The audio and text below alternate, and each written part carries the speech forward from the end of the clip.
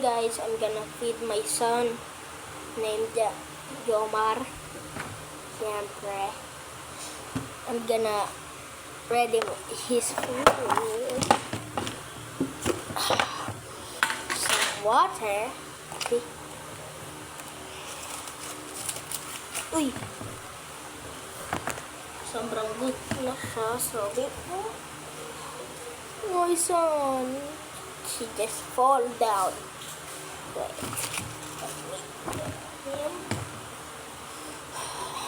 Ikot ko lang muna siya. Nasa tabi mo guys. Ito. Kamay mo. So, papakain ko. Mahilig siya dito. Di ko alam bakit.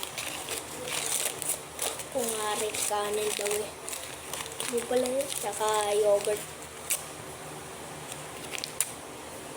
Pupunitin ko. Ha? Di mo na lang kailangan punitin. O sige, malaki na lang napunit. Okay?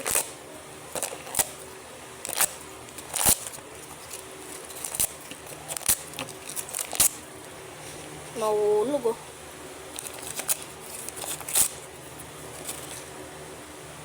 Yung kanina nasa school ako. Isang classmate ko mag-sturdy ang dugyot eh. Pangit pag sturdy. Ang pangit lang. Ang kutsara ng anak ko.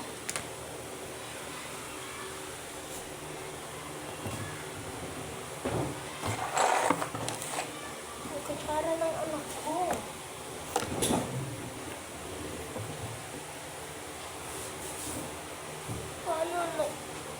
Paano na yun anak? Ikaw tuloy yung bago sayang mo.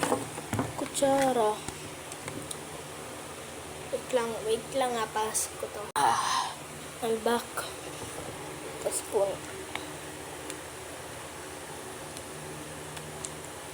Isang subo lang to dahil sa marami na yan.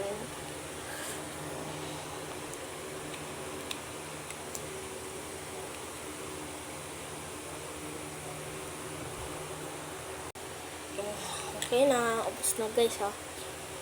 Walang pagkain. Ito